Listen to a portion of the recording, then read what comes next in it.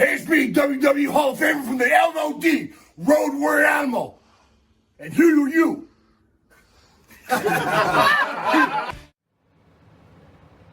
Yeah, I gotta do this when?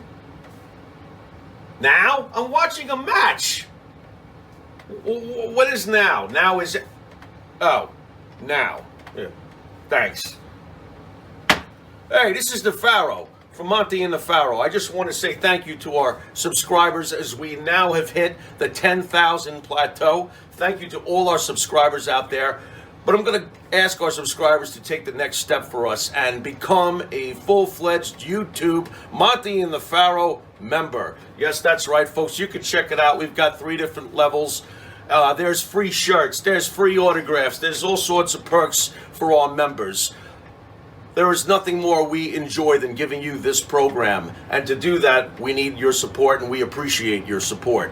This is Jimmy Pharaoh, and don't forget to check out Monty and the Pharaoh every Thursday from Indie Music TV and on Cablevision here locally in New York. Long Island's #1 pro wrestling broadcast, Monty and the Pharaoh. Later. Is that good enough for you? Can I finish this? Lesnar's killing him. I'm pissed. Yes.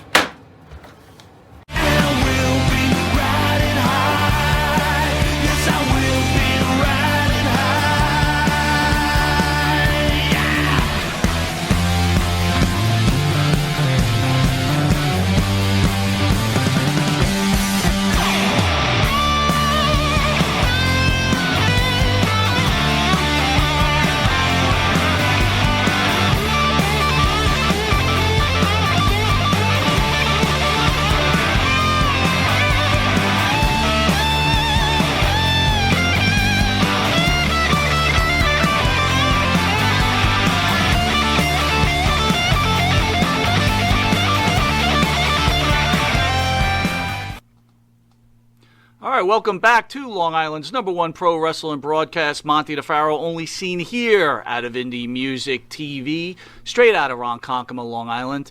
And it doesn't get much bigger than this, as we've got one of the greatest pro wrestlers in the history of pro wrestling in the studio. Yep. Coming off a pretty rocking day, pretty stressful, Pharaoh. What'd you think of the Abdullah the Butcher interview? Oh, Abdullah's a freaking legend. Abdullah's hilarious. Abdullah's insightful. Abdullah's Abdullah. He's 1 in a billion. It was great. It's was great as always. He was pretty good. He was fantastic. And he didn't cut me with the fork, so it's been a good day. So I know the fans are very excited about this this interview coming up, and we all know that, we just don't give you your stupid ass shoot straight interview like, hey, Rob, what was it like putting an armbar on John Cena in 1997? Kind of not like our thing.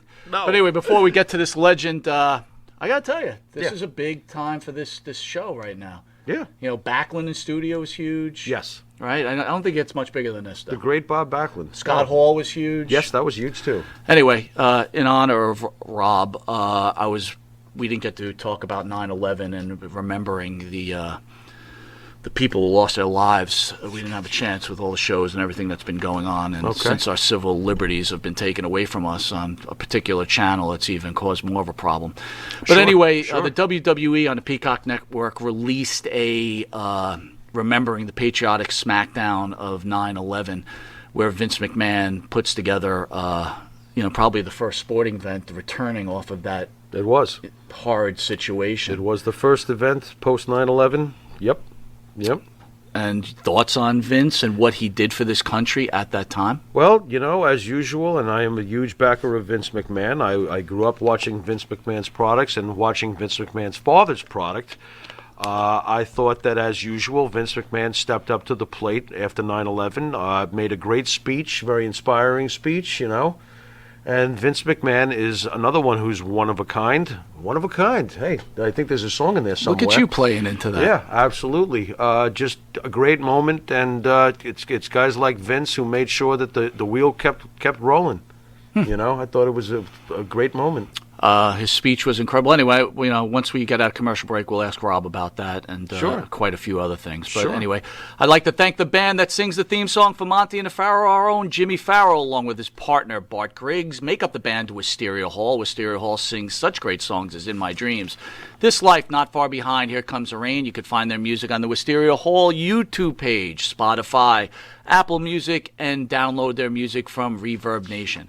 In case you didn't know it, you are watching Long Island's #1 pro wrestling broadcast, and you can catch this great show on the Monty and the Pharaoh YouTube page after we come off suspension. I'm going to keep saying it because, again, my civil liberties have been attacked and denied. And being a former veteran of this country, I do, and my wife will correct me when I say veteran, I don't appreciate that one bit. Nor should you. Catch the Monty and the Pharaoh on the Facebook Live page. Hear us on iHeartRadio, Spotify, Anchor. Catch us on the Monty and the Pharaoh Twitch TV page. Also, if you live in New York, catch us on New York Cable every Tuesday, from 7 p.m. to 7:30 on Channel 115, which has been changed to 9:30 prime time because of the great following we have of the show. And for early risers, 6 a.m. to 6:30. Also, catch us on late night Channel 20 from 2 a.m. to 2:30. We're going to get right to this with Hall of Famer, pro wrestling great. Oh, yeah. Unbelievable, probably a damn good human being, Mr. Rob Van Dam. We shall return. Wrestling fans, now you too can look as cool as Monty and the Pharaoh by wearing the official Monty and the Pharaoh sunglasses at night for $8.99 each. That's only $8.99 each. Now available at montyandthepharaoh.com.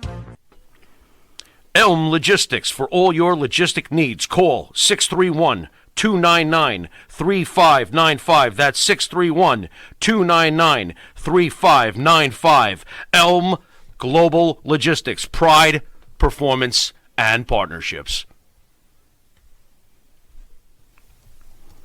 And Nitro's Garage for all your automotive needs. Call 646-675-2349. That's 646-675-2349. For all your automotive needs, Nitro's Garage. Ask for Jack.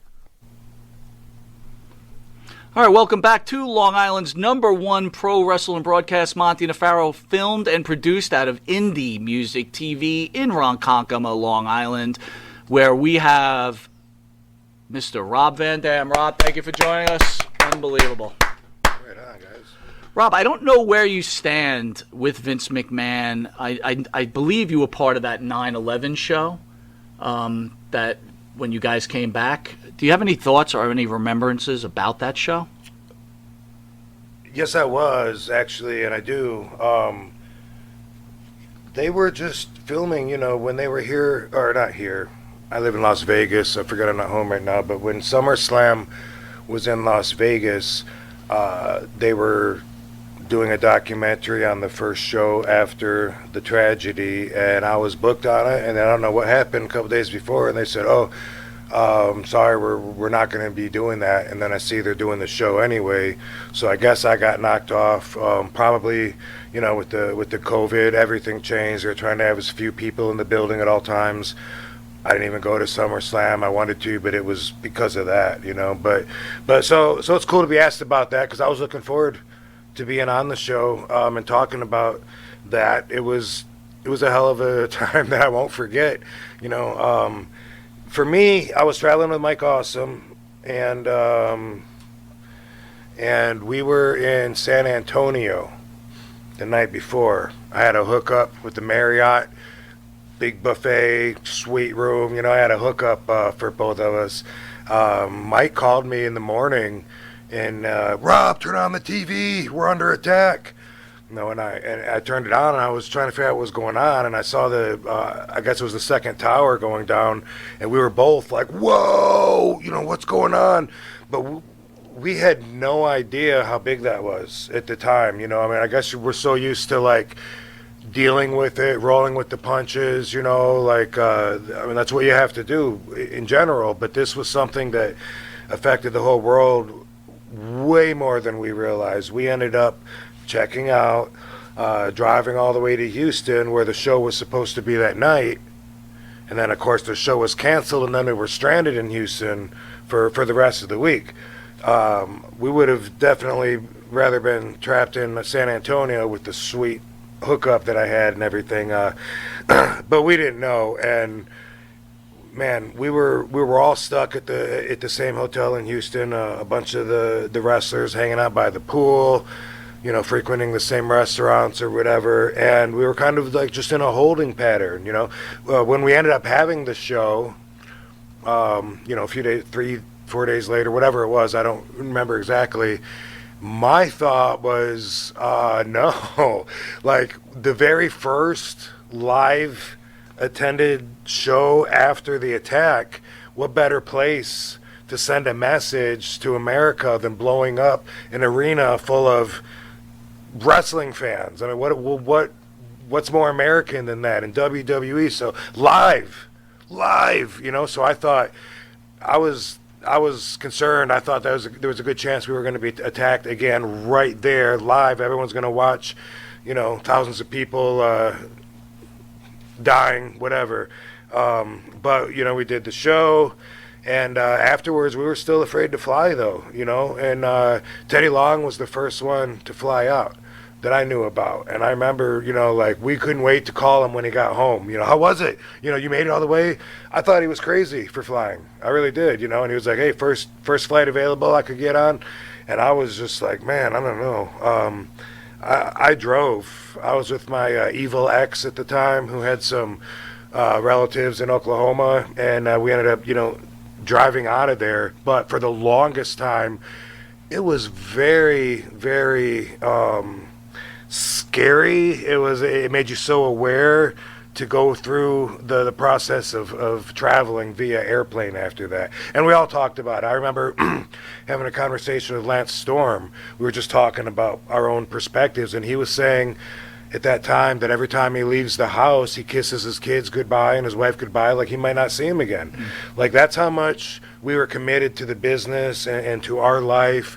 We felt like, hey, this is life as we know it, so we're going to continue on. And if my plane doesn't make it to its destination tonight, you know, damn, I don't want that to happen. But if that's the way the story goes, that's what happens, because we are wrestlers, you know, then that was something that we were going to have to face. And we all thought every time we got on an airplane, we might be facing it. And we eyeballed anybody with a towel on their head, or anybody with, you know, skin color that was a little darker. It was always like, okay, I'm going to sleep with one eye open just in case, you know, because we didn't know. We were all like involved in the hype, and obviously that was a crazy, crazy, terrible thing that happened. Well, I got to tell you, I love the honesty, right? Because someone could just say, hey, look, I knew I had to do this and I had to whatever, but, you know, obviously everybody was fearful. I was flying at that time too, and I had the same problems, right? Looking and eyeballing people that you thought might be weird. And Yep.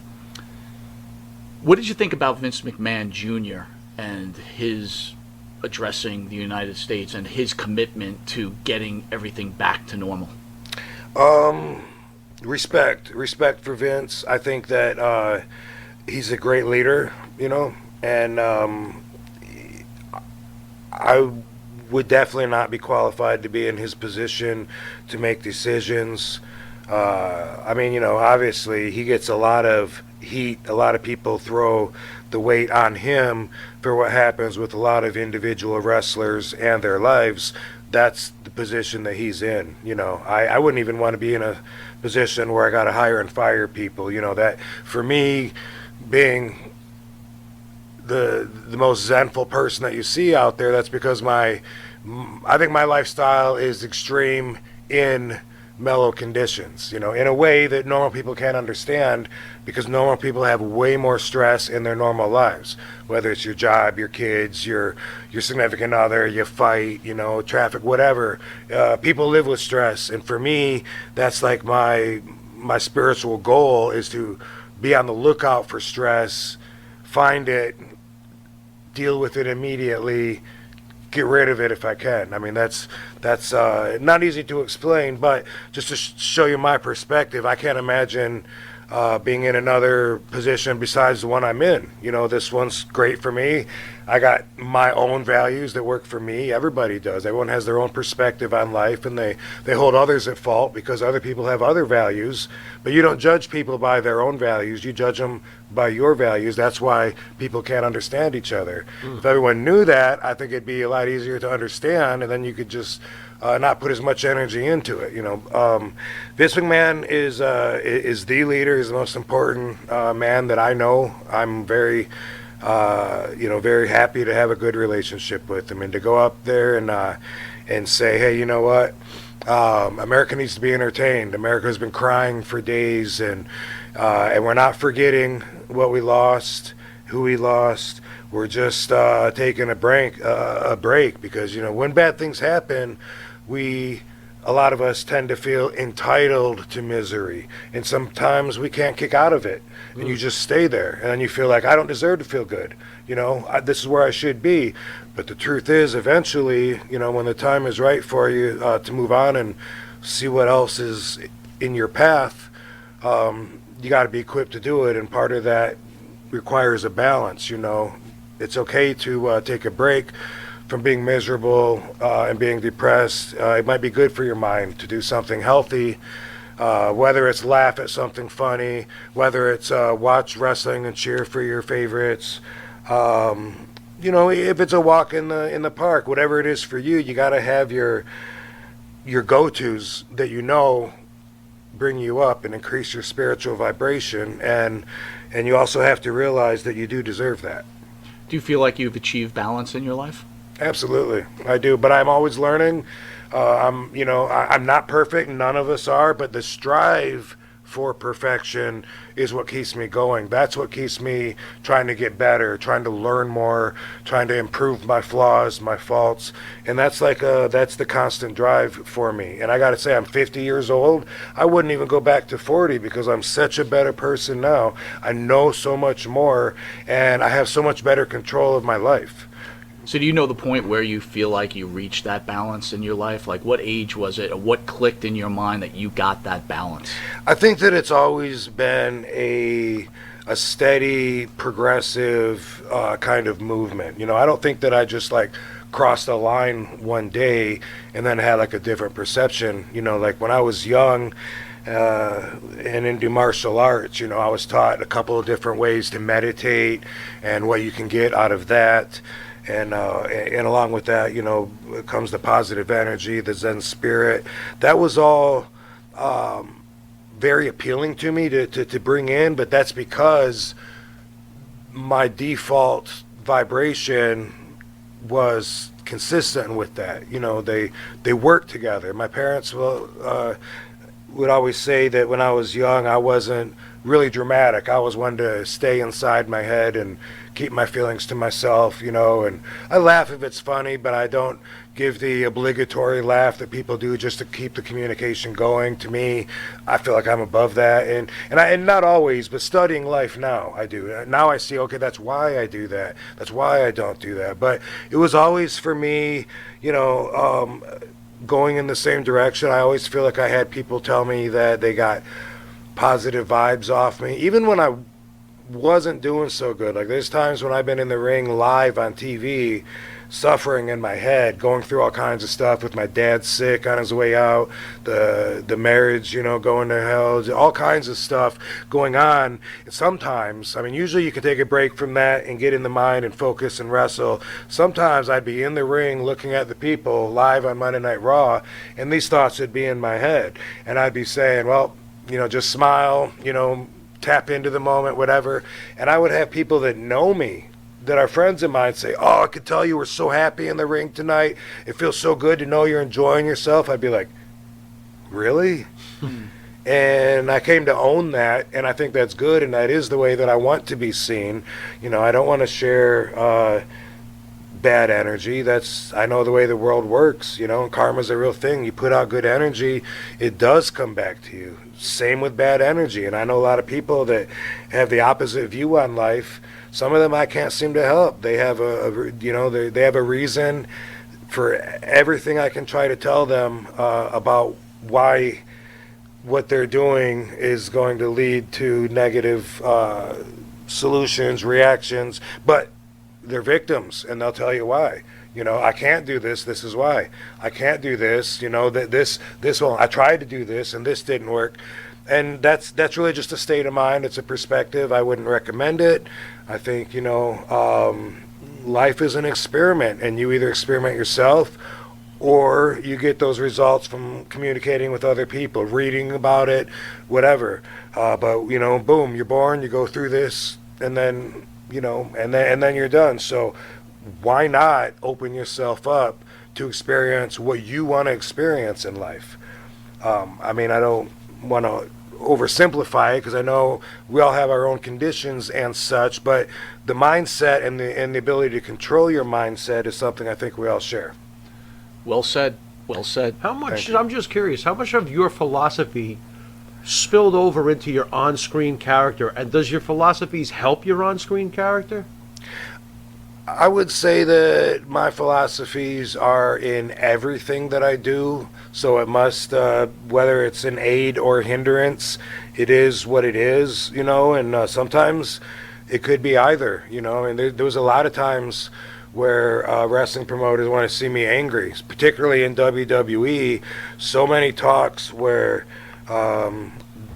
we need to see an angry RVD, like rip your ponytail out and be like, grrr, like we've never seen you really mad, and they really thought there's money in that. And I always thought, that's not you. It not only is that not me, but you got everybody else here who it is that. Right. I'm almost convinced now at 50, by studying, looking at wrestling posters and pictures, I think that 95% of the wrestlers get in the business so they can have a photo going, ah! Why? Everybody does that. I thought one of the greatest things you ever did was when you go like this. It's amazing. Well, but it's natural. Right. And a lot of times I got to fight to be myself, which has been documented, Mm-hmm. And I look back at sometimes, and maybe I could have been a little more flexible. I've always been ahead of my time, but in some ways I can say I always probably thought that I knew a lot more than I did. And I think that's probably true with all of us when we look back, 20s, 30s. Now, when I look back, I was such a baby in my 20s. Like, I was so young. When I try to think about the mindset I was in, people want to know what, hey, what was it like when you were in WCW working with this guy? I was like, I was a baby. I was 21. How would I have noticed anything going on behind the scenes? Just like anybody else, you're just doing your thing, and you're learning your way through it. So being as peaceful as you seem to be, with all the civil unrest in this country and all this disease going on in the country, how does that affect Rob Van Dam? Well, it's the world I live in. It affects me in a way where inside I feel like I could help people. I do. And I feel a little bit of obligation to that, because whenever I do give a speech, even this, some people are going to hear this and they're going to comment one particular thing I said that really reached to them. I get that every time, and that means so much to me. Good. Someone will just say, hey, when you said that about, getting hurt but getting right back into it and trying it again, and man, that really, and dude, that's great, because I have a lot of experience, and I also have studied life for a long time, but we're all attracted towards different things in life. So we have these affinities, and we all pay attention to different things in life, So a lot of the stuff that I paid attention to, while other people were, there's a lot that I don't pay attention to. That's I'm one of a kind. People know I'm unique. What you don't know is there's so many things that we don't have in common. I know nothing about sports or about cars. For instance, I can't have a conversation about the Mets game or whatever. I know nothing about that. I never learned how to dress nice and buy fancy stuff to try to get the girls, you know what I mean? So I resented the kids in school that had the money to do that, because they got the girls, but I never, instead I just, was trying to convince myself that my way was cool too, and everyone would come around, while adapting, learning throughout time, adjusting to get better. So, I mean, I'm concerned. I'm very concerned with what's going on in Afghanistan, you know, and especially putting the history behind it and then thinking, like, okay, so now what? And I know people, you know, that were over there that are really affected by all their effort, you know, now seeming to go up in smoke.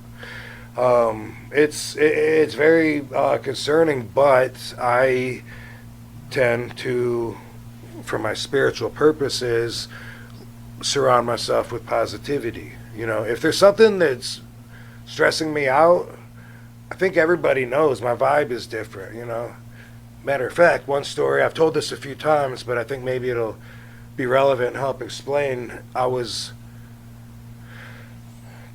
going to do a run-in on Chris Jericho, who was the champion at the time in WWE, and everybody, all the agents were telling me all day they wanted to see me mad. Grr!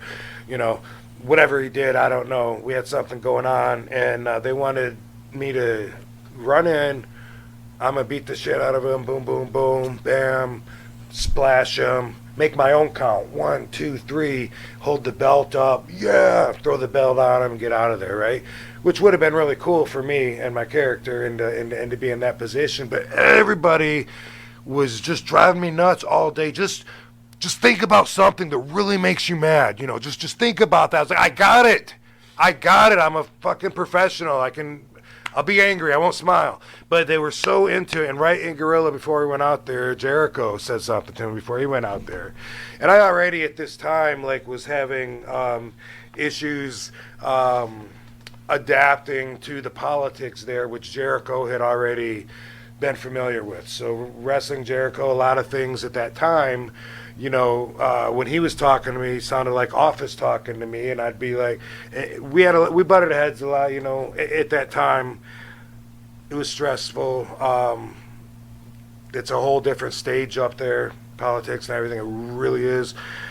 So anyway, right before he goes out there, Chris says to me, just, you know, pretend like I hit on your wife.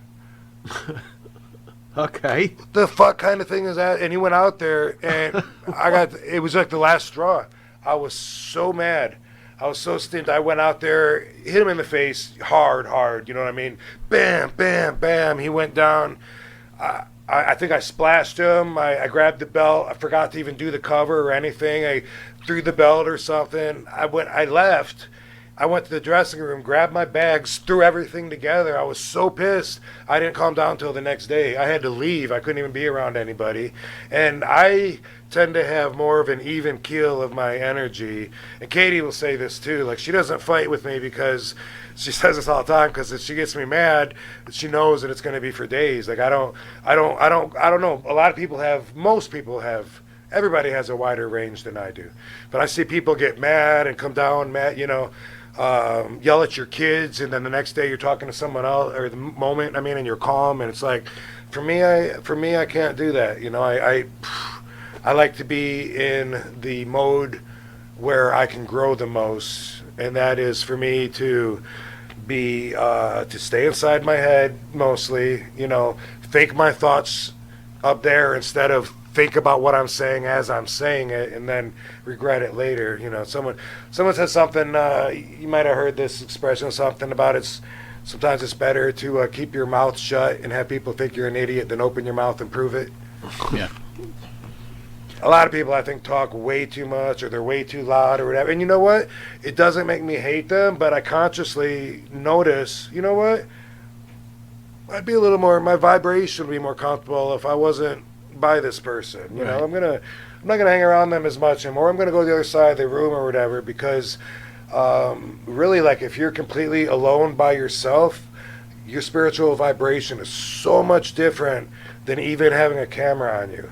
And sometimes you notice, sometimes you don't. If you're being observed, like plants, if they're being observed, they allegedly grow different than if they're out in the wild. Just that factor of somebody else being in there. But yeah, you act different if you think you're being watched. You have obligatory consideration when someone's talking to you to act like you're interested, or to oh yeah, you know, even if you're bored to death.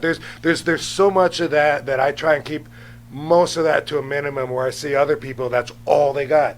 everything is just bullshit.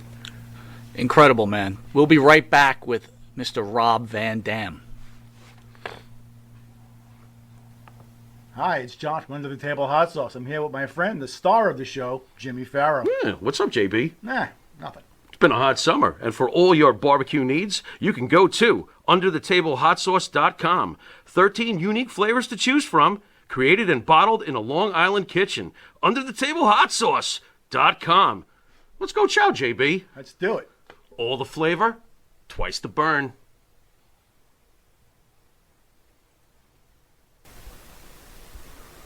M&J Video Games and Collectibles. Sport and non-sport cards, wrestling items, autographed items. We buy, sell, and trade. M&J Video Games and Collectibles, located at 1049 Queen Street, Southington, Connecticut. Call us at 1-860-479-9223 or 860-93-GAMES. M&J Video Games and Collectibles. All right, welcome back to Long Island's #1 pro wrestling broadcast, Monty Nefaro, filmed out of Indie Music TV in Long Island, where we have the honor and the privilege to have in studio Hall of Famer, ECW great, overall great guy, Mr. Rob Van Dam. RVD, I got to ask you. Actually, I want to thank you. Wow, check out that bicep over there, bro. I actually want to thank you very much for being a spokesman for marijuana. Thank you very much. Of course, the way Mike wrote this, you were not really a man who conformed to society. Is that because he likes to smoke weed? No, I'm it's just asking. factual. I'm just asking. Rob, would it be fair to say that you go to your own drum, you don't take leadership? There you go. To a certain, you live your life, right?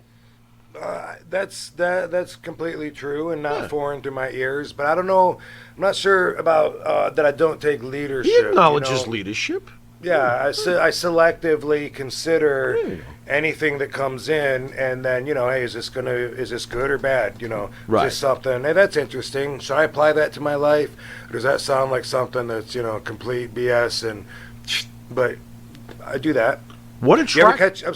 catch like when you're younger? What you're saying isn't even your thoughts; it's what your parents taught you. Well, that's my That's point true. about conforming to society, right? Sure. Because people are directing you one way, and you said, "Hold on, I'm going to Yeah. segregate this, segment it. I'm going to take what I want to do, and I'm going to do what I want to do." Right? You even said, "Really not a sports guy, not a car guy." I'm sure growing up, people Not were a playing music sports. guy. Who do you know that doesn't know music? There You're you go. not a music guy? I'm not a music guy. People always want to know because I came out to Walk, such a cool song. People always want to know, like, what do you listen to? So when you smoke, I just got to know, when you smoke, does it become a Zen thing? What do you do? What does Rob Van Dam do after a good spliff? Well, see, the thing is that I actually smoke like all day long. So whatever I do after I smoke. Interesting. You know what I mean? I wake and bake. I'm on the computer. Wake and bake. My brain's warming And you're a big up. mafia guy, right? You like the mafia. That's my go-to. Yeah. Hopefully I will keep that separate and not try to do business with it. Because it's my go-to. But I read a ridiculous amount of mafia every week. It's I read it every night on my Kindle. I watch documentaries on YouTube, and don't come up and say, "Hey, have you ever heard of so and so?" Yes, I have. I mean, whatever it is, I've seen it probably several times. I'm not saying I know everything, but when fans come up, did you ever hear of Richard Kuklinski? I mean, I'm on a different level. And it's maybe a bit of an obsession, but it's my go-to. It's like, I think I've always kind of like been like single track minded and focused on one thing. When I was really young, it was, I liked monsters when I was really young. That's one of the first things I can remember. Comic books. All right, real quick. I don't mean to cut you off. King Kong or Godzilla? You better Let's say settle Godzilla. this right now. I am Godzilla. so surprised that the Stop leading the witness. The Godzilla versus Kong was not the classic movie that I thought it was going to be. Thank you, Stop sir. it. Surprised. Thank you very much. Wait a second. Thank You you. didn't answer it, though. forward to that. Godzilla or King Kong? Who do you like more? I guess I'm going to lean towards Kong. Thank you. That's a true American This is right really- there. you know, You're not you're really American unless you starting to- stick with this Kong. Is what is this Godzilla got to did- do? Godzilla didn't really know who he was. Every movie he came out with, his fire was different. Like one time it's like a red laser, next time it looks like Colgate toothpaste. Like Interesting. Very good. So there's nothing about like a fire-breathing dinosaur no, I roasting like a him. monkey? I like them both. They're really cool. I just He's just a con guy, dude. I've been told my whole life that I might be a little closer to the ape than Interesting. than my fellow. Katie tells me all the time that I'm built like a gorilla. Like a gorilla. Interesting. There you go. Maybe that's what it is. What you know, I find it interesting too. You got the Zen thing, but you're fascinated with mafia. What causes the mafia obsession?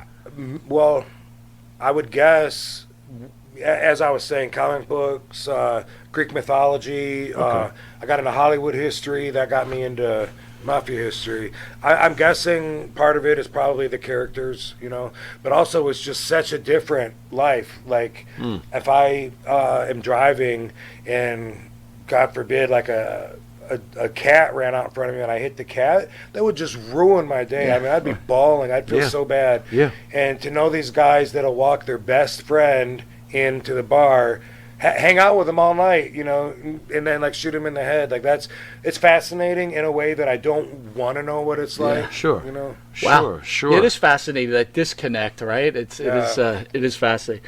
Listen, Rob, I want to know about your mom and dad. Tell me, I know your dad has passed. I don't know if your mom is still with us. She is. Can you tell us about both of them?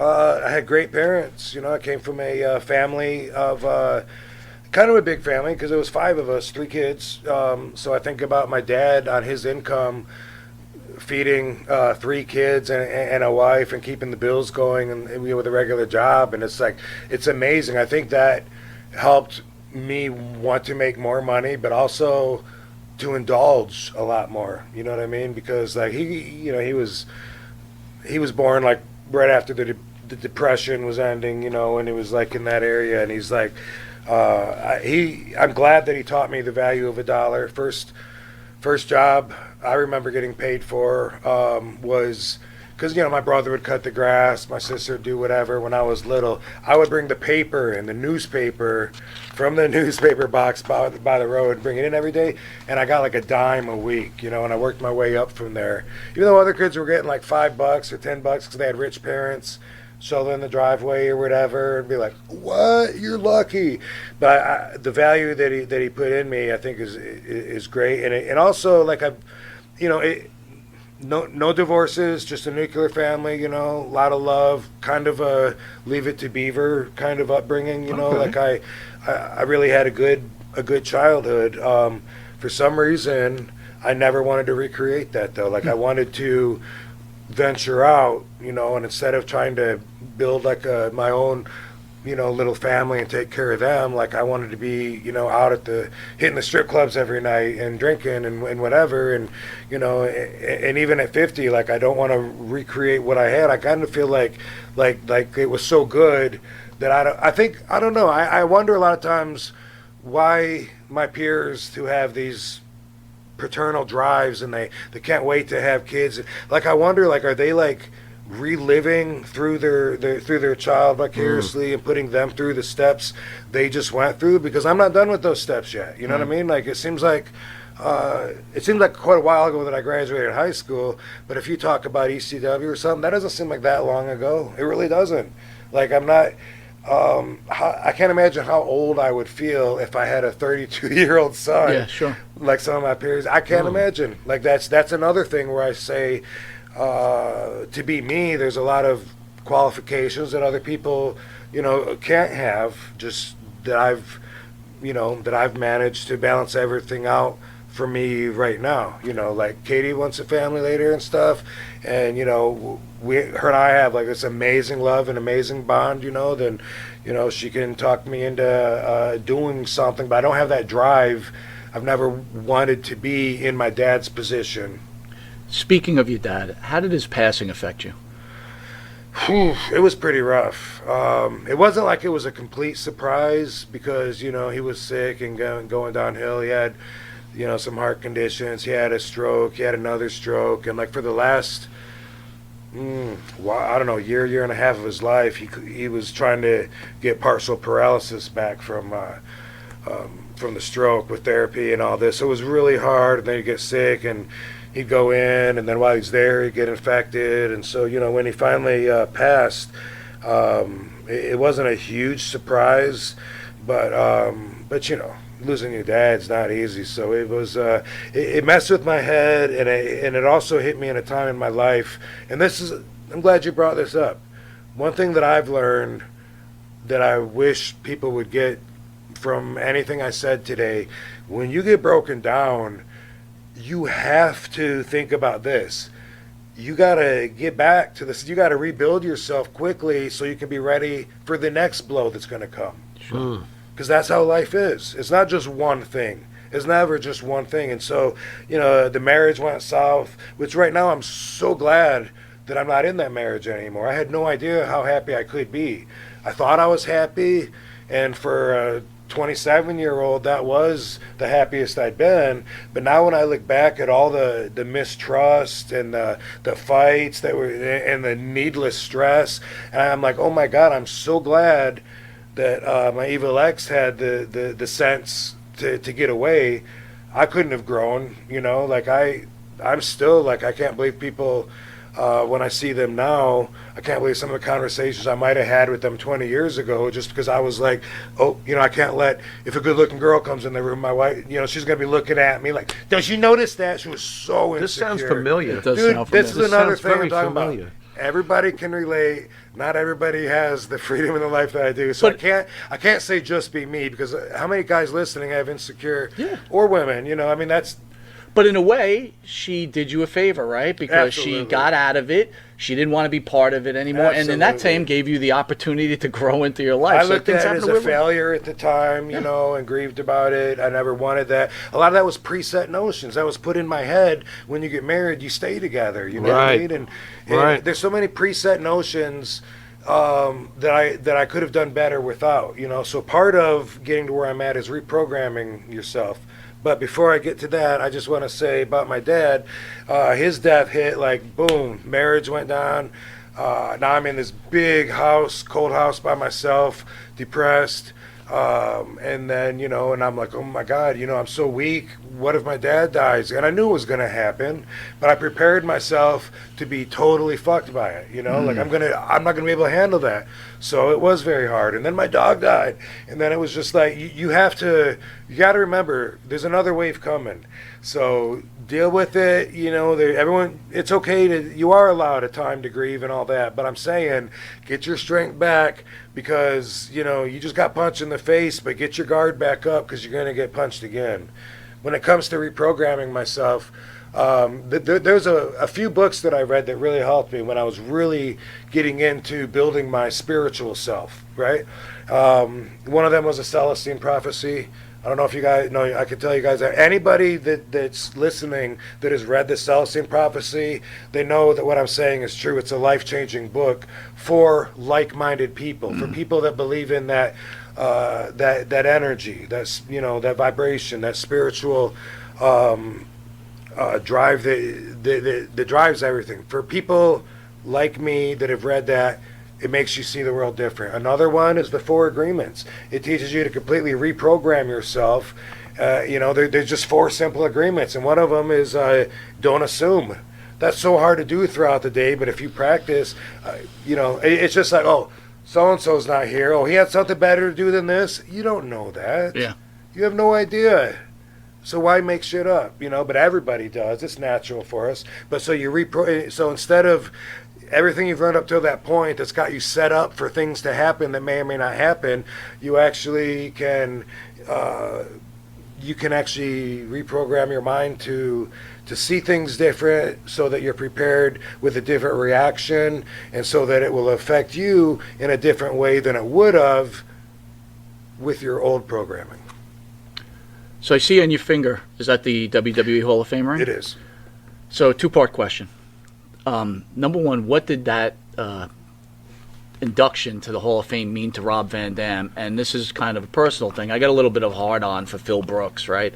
His name is CM Punk. Which Stop calling him made a Bill statement Brooks. calling I the thought you Hall- meant Rusty Brooks when you said that. I was thinking, But he Yeah, made yeah, he made that's the weird. he made the statement that the Hall of Fame's a Fugazi Hall of Fame and worthless. What are your thoughts on how it meant to you and his comments about the Hall of Fame?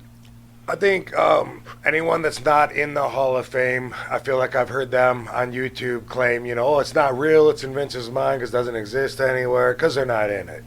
And that's human nature. You always try to find a way to make the situation work for you, even if it really doesn't. You know what I mean? I mean, that's just like everyone leaves, everyone's going to pile in the van and they're all going to go party and you miss the van, right? You're going to be like, I should sleep anyway. I didn't really want to go. Yeah. Right? Okay.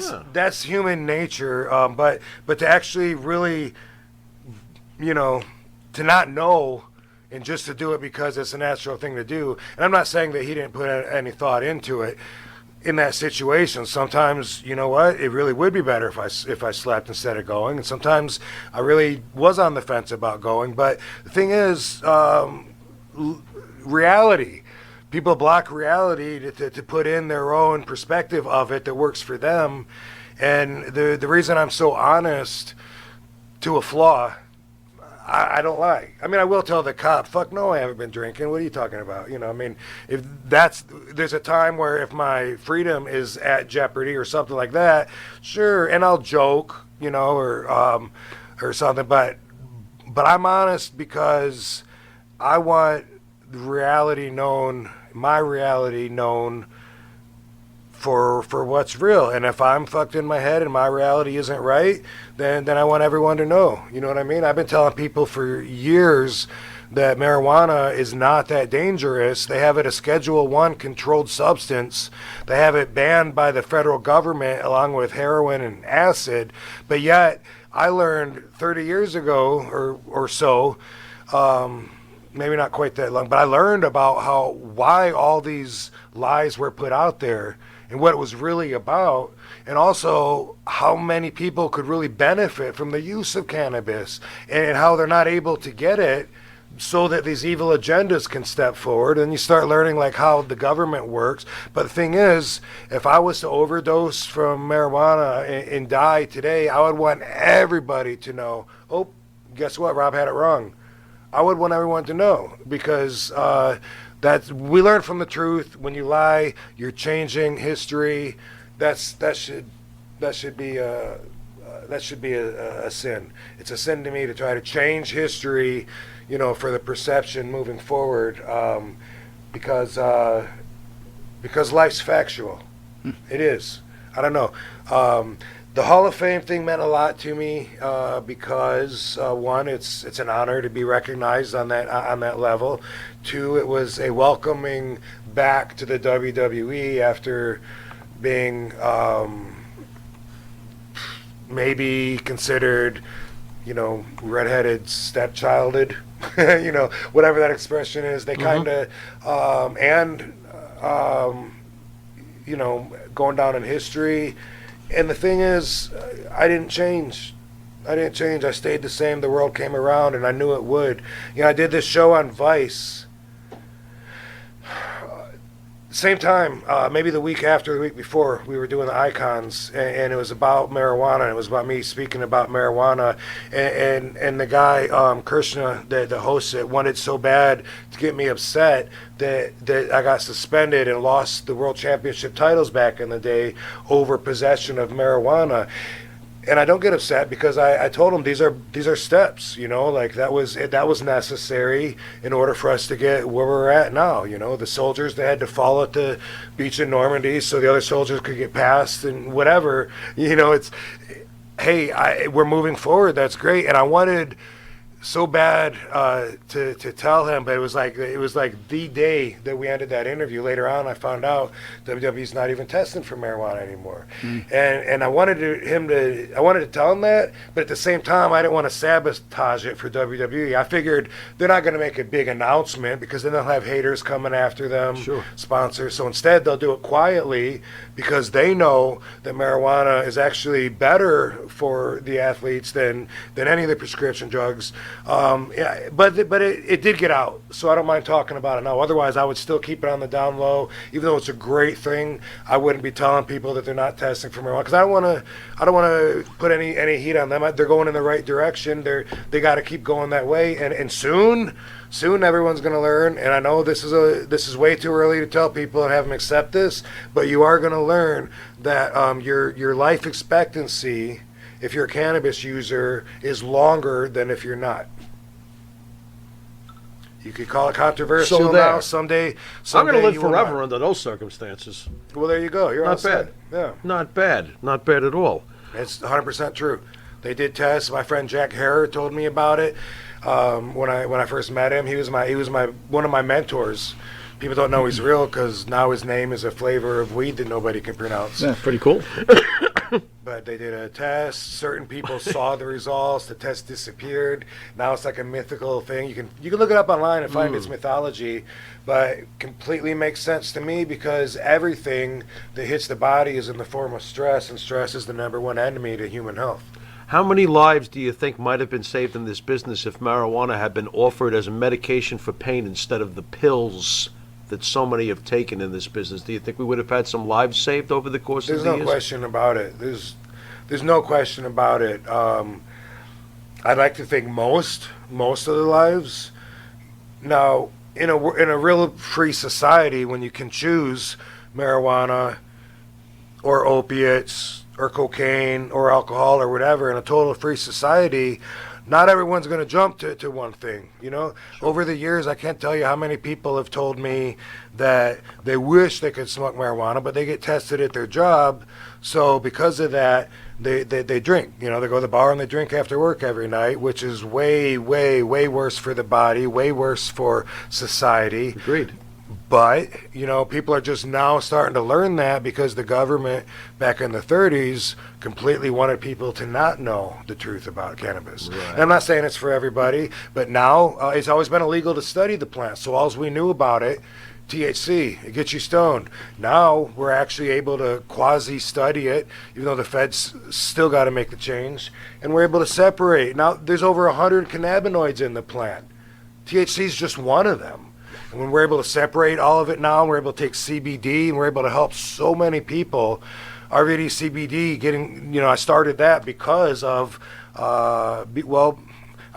all been my path, but I wanted to help, with the mind issues. I'm sick of my peers going through CTE symptoms, depression, either overdosing on purpose or on accident, or just killing themselves, Mm-hmm. And I was reading that the world was starting to catch up and learn that CBG could actually regenerate dead brain tissue. I was reading this in a Time magazine. The NFL was looking at it. That's what made me want to start my company. And the feedback that I get is like, it's so great. Like knowing that I'm helping all these people that take the time to write and tell me. Like my grandfather tried all this other stuff, nothing worked. Now, he now doesn't have as much pain. He's able to take his daily walks again. I mean, that's beautiful.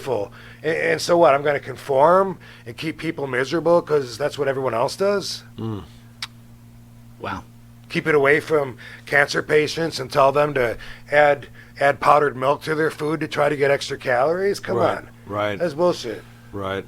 Rob, I wanted to ask you, do we have to go to a break yet? No, you're good. We're Keep good? going. I wanted to ask you, and I did mention to you before you got on the air, I feel everybody should be cutting you a check, quite honestly, for the influence that you've had in the ring, especially as what we've seen wrestling develop into over the years. Mike and I call them flippers and flyers, but you were the true, real prototype where it counted. Well, so wait, can I interject? Sure, then? please. So, on the other hand, where he's giving you compliments, which I totally agree, you're also maybe to blame for what's going on and what's happening to That's the rest rough. of the wrestling Get him, Rob. industry. Is that fair enough, Rob? Define blame. Get him. Define blame. So, when I see you, Rob, I say that's a wrestler. Yeah. When I see you fly and hit somebody, I say, now again, obviously I know that it's scripted, but there's tons of athleticism and there's injuries involved. Fantastic. But when I watch what's happening now, where there's a guy that's 150 pounds and 140 pounds, and they do a backflip and hit you with their toe, and then you fall like you got destroyed, I tend to believe, like, here's an innovator who changed the business, everybody took that information and turned it into a This. clown show. Right. Is that defined enough? Do you get frustrated when you see something that you really turned into an art form and it was beautiful to watch, unbelievable, seeing what it's become today? And believable, let's keep saying. Very believable, Well, seeing what it's that's the become thing. today. I do, and that's the thing right there. I mean, not to overexpose the business. I still, I'm still a little protective, about. Sure. But Sure. I watch wrestling sometimes, like with Katie, to help her out. She's up and come, she's learning, point things out. And what I always notice is that their mindset is different. The Sheik had us in the mindset to where we're competing the whole time, and we don't take a break from that. We don't take a break from the mindset of competing to help you out, help keep you balanced with a spot or something like that. Right. We didn't do it. Like even during it, if we had to do something, we're still competing during it. You know what I mean? Trying to shake the leg or something, even if you're whatever. And we really believed it. It was all about grab them. What are you doing? Anytime one of us was lying down on their back, cover them. What are you doing? Cover them. You can win. It was always about trying to win. So we would do a move, even way before we knew anything about psychology. It would be about trying to win. That was the first psychology. Even if it's a body slam, cover, kick out, no one's going to win that. But you're trying. And for me, that's the obvious thing that's missing right now. And I mean, the more everybody talks openly about wrestling, I kind of feel that wrestling might be going in the way of the police officer career. They both someday might be a thing of the past or changed so much. Wow. Yeah, that it's not the same anymore. I mean, I tell Katie this, I see the wrestlers and they're almost like a magician saying, see this hat? I'm going to pull a rabbit out of the hat, all right? You don't know the rabbit's already in there. See, I'm going to reach in and you're going to look at, it's going to look empty, right? It looks empty, watch. Here's the rabbit. But really, I just had it covered and it looked empty, but he was there the whole time. Eventually, people are not going to want to keep paying to see that, right? Yeah. That's right. That's how I see wrestling going right now. And because of that, it's the easiest time out of the history of wrestling for fans to get into the business. Every really, really hardcore fan is only that far away from being in the business anyway. Yeah. Whether they're writing their own newsletter or doing their own shows or whatever. You almost don't even have to get trained anymore, to be universal with what they're doing nowadays. I'm so thankful I had the original Sheik and that old school mentality, and that's what kept me compatible, even though my stuff was outrageous to some. And now it's going in that direction where went from a closed door society where people would get beat up if they went back in the dressing room in my time, right? To now where it's all the building people can walk through or watch us work out in the daytime in the ring anyway, and everything is. I'm doing like Sammy the Bull does. You know how I said I hear him sigh when he does his things. That's not a normal thing. I think it's subconscious. When I run out of things to say, I go. I don't like it when Sammy does it, so I don't want to do it either. How easy was it for you, being the trailblazer that you were? You were clearly introducing moves to your opponents that they had probably never seen before. How easy was it for you to get people to want to work with your revolutionary type of style? Did you realize I'm doing things no one's done in the ring before? I knew, because even before my first match, that was what excited me and my best friend Dingo, who's no longer around, but we did everything together. As fans, when we would play wrestle, we were always inventing new moves, and that was always part of it. I was doing the split-legged moonsault before I ever had my first match. And I explain it this way, and I have had, especially when I was younger, I've had people that I'm supposed to work with, and I tell them some of the things I'm going to do. I've had them leave, grab their bag and leave, and that's definitely happened. Sure. But I mean, if you think, if I'm going to hit you with a leg drop, you don't need to know if I'm going to jump up and do a 360 before I hit the leg, or if I'm going to do a somersault and hit the leg. You don't even know that. If I'm going to pick Ray Ray up and do a 420 leg drop, your part's the same. I had to get my stuff in and get around it. That's why, with Stan, did I tell the Stan Hansen story here, or was that off camera? That was off camera. You tell it, please. See if I can make it real quick. When I first started wrestling in Japan in 93, 94, probably part of 95, Stan, I think he liked me, but he totally thought that my wrestling, had no place in the business. He was very clear about it. And he was always, we'd be talking earlier in the day about a match or whatever. He'd called me Claude because of the Van Damme. That was always his nickname. He'd say, get Claude in there, let him do his ridiculous things, and sounds like Stan. Let's get me back in here and let me try and make it believable again and get it. It was always like that. And then I wrestled against him one time, and after the match, he says, I got to tell you, he said, that's so different being in the ring with you. Like, I always thought seeing your stuff was silly, but it actually works. Like, you were there 1 second, and what I did, I gave him a couple shoulders in the corner. I did the backflip, ran at him, kicked him or something. Well, you like that, Stan Hansen? And he said, you were there. He goes, you were there 1 second, and then you just like, and then you were gone. I couldn't see you, and then you appeared again. And of course, Stan is blind, but the point is, I didn't have to tell Stan I was going to do that, and that's a big difference in how I got my shit in, working around people, and that's how my mind was, because I was still competing. If I'm competing with someone, I'm not going to say, hey, will you catch my foot, and then 1, 2, 3, and then you put, come on, it was different. Did you ever get injured privately when you were coming up with these new moves? Like, okay, how does one perfect the Van Terminator when no one's looking?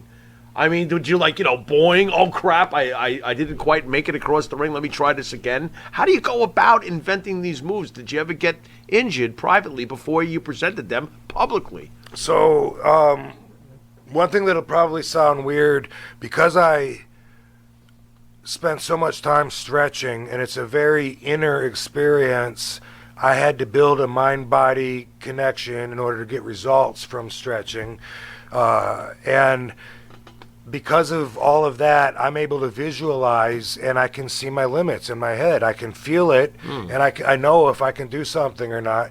Pretty much, sometimes I might have to just test something, but it's like that. Most of the stuff, I feel myself. I feel my muscles moving. I feel myself jumping.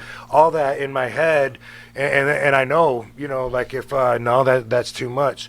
But specifically with the Van Terminator, that was a progression. There was the Van Daminator, and then I would throw the chair to Fonzie.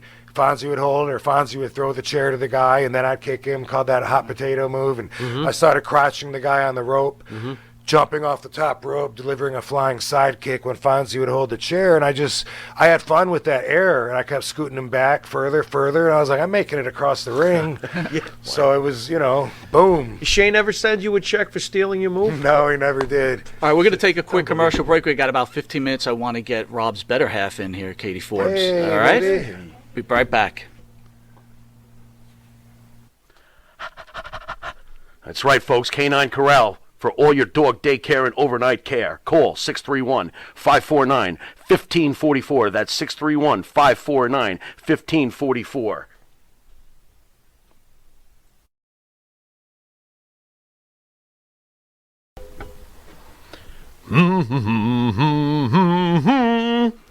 Oh, what's up, Mike? Hey, Jimmy, what's going on? Yeah, nothing much. Jimmy, I love this country. Oh. I love to buy Made in America material. And I love to buy my artwork at TAG, T-A-A-G, Made in America, 14 East Broadway, Port Jefferson, New York, 11717. The shop at the corner.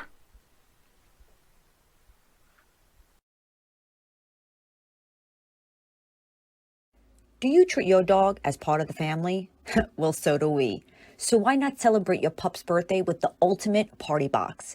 Check us out on Instagram, Twitter, and Facebook at Party Pup Info, and let us make your pup's party or any celebration perfection.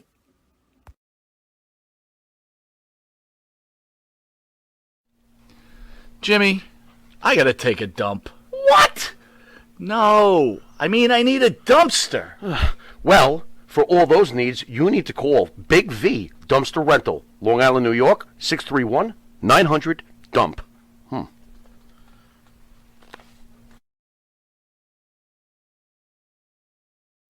Whoa.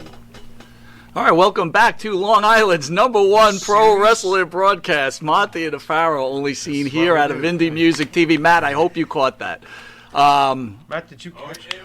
All right, we've got Rob Van Dam's better half, Katie Forbes, in studio. Thank you for joining us, Katie. Hey.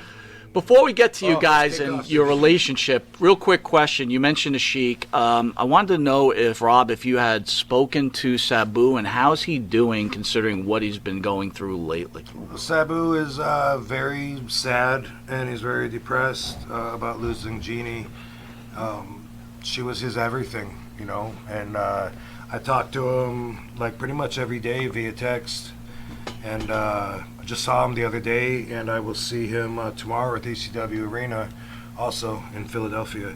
But you know, he's really sad, and he's dealing with it. He's looking for strength. You know, he's kind of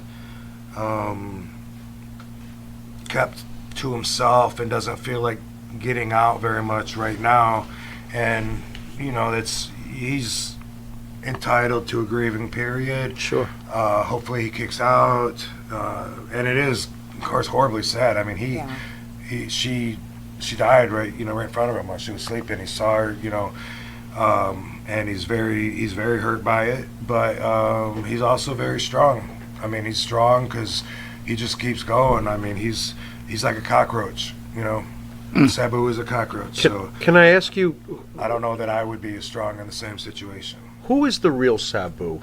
Because, he's kind of mysterious. You hear all these extreme things about him, the rumors and all this nonsense, but you know the man.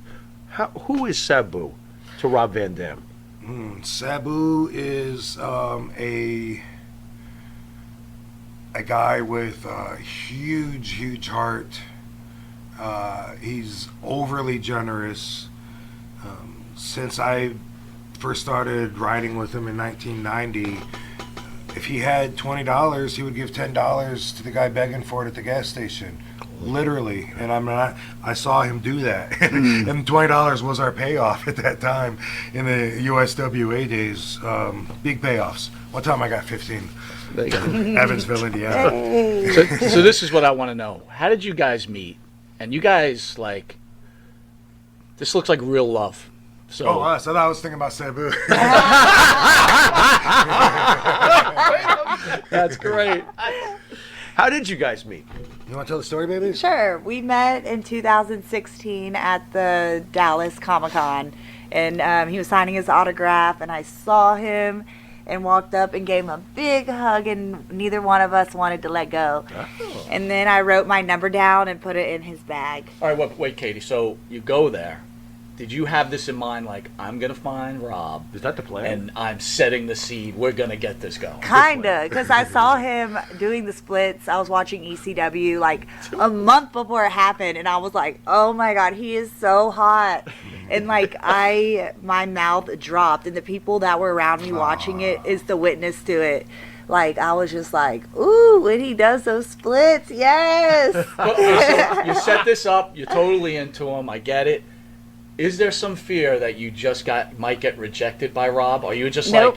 I got all this, he ain't rejected shit, this is the gold? I said exactly, if he met me, he would love me. I could feel his vibe through the TV that was match my vibe, and so he of course was my number one crush, and I had just told my sister a few days before that he was my number one celebrity crush.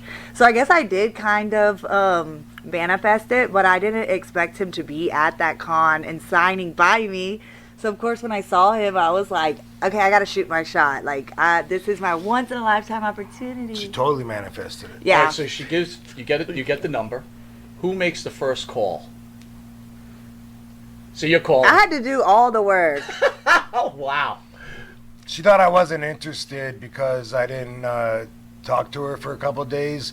but I was smashed. I was so hammered. Oh, so you were playing the cool guy, like I'm not calling, she's gonna call. No, I was just drunk. He was just busy being drunk. We actually met on my lowest of all lows. Like that was my rock bottom. Wow. You know, we were talking. That was the beginning of 2016 when my dad died. Okay. And you know the marriage had gone, and then the dog died, and I was like, when I met her, I was at my rock bottom. And there's stories there that I haven't shared publicly, that I'll do in the book. You know, like I said, I'm always overly honest. I don't want to get too sappy with you. Holy I crap, love though. animals, but I watched that WWE documentary that they did on you, which was fantastic. What did your dog mean to you during those hard times? By the way, it was a 13-hour blackout during my. But so this particular dog was more. It was like all I had, you know, and it wasn't even like it was a community dog with the ex, and so like when I'd be in town, she would like drop the dog off, so the dog would be there when I get home, and I could have the dog. It's like till I leave. visitation type of things. Yeah, but the dog was really scared of me. She was like a little Chihuahua. It wasn't like she was like real comfortable with, you know, she definitely preferred, you know, her mom and so, but it was like she was a rescue, and at first she was so scared, and then we built this trust up, you know, and it was like, oh, and I was so proud like a parent, like, oh, she's getting happy and she's playing, and look at her, like she's so vibrant, and then boom, took her to get her, the ex took her to get her teeth cleaned. Boom, died from the anesthesia. Totally unexpected. A little 4-year-old little puppy that was so happy. It crushed me. That was the only, at the time, you know, when you get depressed, and I know a lot of people can relate to this, you can only see what's, you know, you're trapped in like this little thing. And I knew there's a whole world of people out there that love me. Everywhere I go, people are going to be excited to see me. But it didn't matter. When I was depressed in my own little bubble, I just felt like there's nothing positive I can reach except for this dog. Right. So the dog died, and just like I was saying before, I already had myself mentally set up to be totally fucked, because like that's the last thing I can't. Oh my God, if that dog dies, Right. and I even had a premonition about it, you know, about the dentist, because I knew the anesthesia was a risk, Yeah. and I had a premonition, and I was like, oh my God, no, if that happens, I don't even know if I'll want to live. So of course, when it happens, you know, instead of having myself with my guard up, you know, ready to take that next shot, I felt like I was just ripped open, saying, here's my heart, here's everything, you know, can I make anything easier for you to hurt me? That's how I felt. So is it fair to say that Katie kind of saved your life? Yeah, it's fair to kind of say that, and I never like wanted to die, but I did have the conversation, like, you know, how much worse could all of my peers feel when they decide to take their lives? Like how much more pain could there be? You know, and I was like, do I want to do that? But I was like, no, there was never a time where I was like, yeah, I want to do that. So there was that, you know, and I knew that I was going to get over this. I knew that I was going to get out of my bubble and things would get good again. I had no idea that, you know, I could be happy as I am now, because, you know, Katie and, you know, like I said, when I was 27, everything then, I was so inexperienced. That was like the best of life I'd had back then. But at 50, I pretty much know what's good for me in life, what to stay away from. And as we've discussed, I've worked very hard on categorizing my life in such a way so I can be balanced. And so, you know, when Katie came along, just took me to new levels. And, you know, people that know me now that say, you know, you look way happier than I've ever seen you before. I'm like, I'm glad you can feel it. I'm glad that I'm emoting that with my vibrations, because there's no reason not to be. Well, I'm God very, bless, very blessed. God bless you both. I love that relationship. So we're out of time. You. We got one last thing. The Pharaoh's final question. This is where the star of the show comes up with his own question. This is an important one, bro. So you really got to think this one out. Not scripted. He's going to ask a question and just have at it. Well, question number one, would you like to smoke a bowl with me? No, I'm just kidding. This one, all right, you know what? It ain't gonna be a wrestling question. It's gonna be, you've mentioned spiritual many times during this interview, so I'm gonna hit you with a heavy one. What is God to Rob Van Dam? Is it the books we've read as growing up? Is it, you know, I know that you're, you know, the Zen thing. You know, what is God to Rob Van Dam? Excellent question. The unknown higher power. I love it. People are afraid to admit that they don't know something, Thank you. and there's a lot of strength in knowing that knowing what you don't know. There's so much strength in that. Sure. And people always got to feel like they find an answer, oh no, I know what happens after you die. No, you don't. So, I believe in a higher power. I know I have a relationship with what I call the universe. Mm-hmm. And I think that for some people, they could interchange the label on that with their version and call it God, But to sit here and say, God did this and this 6,000 years ago, Right. and he said this and this. Right. How are we going to know that, and even, whether can even relate to any physical aspects of a sex, being a he or she, who knows? But I just know that there's an energy, there's like a web of energy that connects everything, all right? Like if you look through a microscope, there's proof. You see all the little, Sure. boom, all the atoms moving around, and that is in the air, it's between us. And when you think about it, everything is coming to us through our senses, but that's us touching it through the web. I hear you because the voice waves that are traveling, that's the same thing, the way everything works. Mm-hmm. Seeing, feeling the sun's heat, it's all just that energy, that web of energy. And when something happens here, if you study synchronicities, you really get a deeper insight as to how something can happen here and on the other side of the planet at the exact same time. You could be thinking about your friend in Japan while he's dialing your number, and there's a reason. Mm-hmm. And I've built my relationship over the last several years, and will continue to do so with that energy that can't be described in terms that could be articulable for most people to comprehend, and that's where the faith comes in knowing that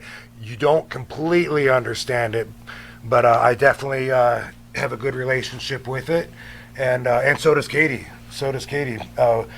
We have synchronicities all the time, and we point them out, and we're aware of them. Sometimes we try to figure it out. That wouldn't have happened if this hadn't happened before, and then you can get to the chicken or the egg manifestation kind of perspective if you want to. All right, so where are you guys going to be upcoming? You're in Comac, I know, at the Wrestling Universe in about an hour and a half or so. Where else are you guys traveling? So tomorrow's the ECW Arena, convention all day, and then a match tomorrow night. Matt Hardy's going to be there. I don't know who else is going to be there. I think Bully Ray's going to be there, right? Yep. Real quick, opinions on Bully Ray. Is he really a good guy, or is he really the persona that he puts out there? I think he's got a good balance of both in him. I think he's a good guy. Now, I can see a lot more of my peers as good people now because I don't have that competitive spirit in me. But when I was in the dressing room with all these guys, I was in a different frame of mind where I was like, hey, fuck that guy. And Sabu got me like that too. We'd stay together, we'd have our own clique. We'd say so-and-so thinks they're good, but they're not, and this and that. I'm so glad to be out of that frame of mind because that it wasn't peaceful, right? But you don't want to be peaceful if you're fighting. Right. Those are contradicting elements. Sure.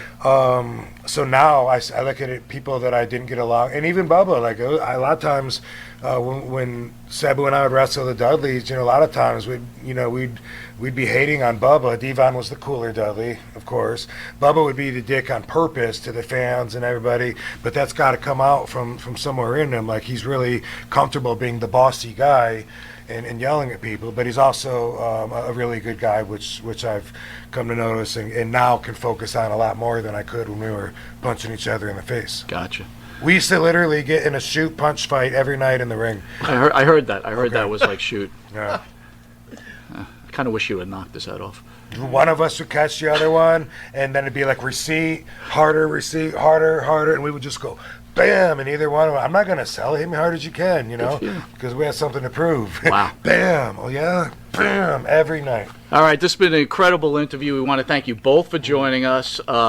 Again, we wish you the best of luck in your future endeavors, and we're looking forward to seeing you travel the Northeast.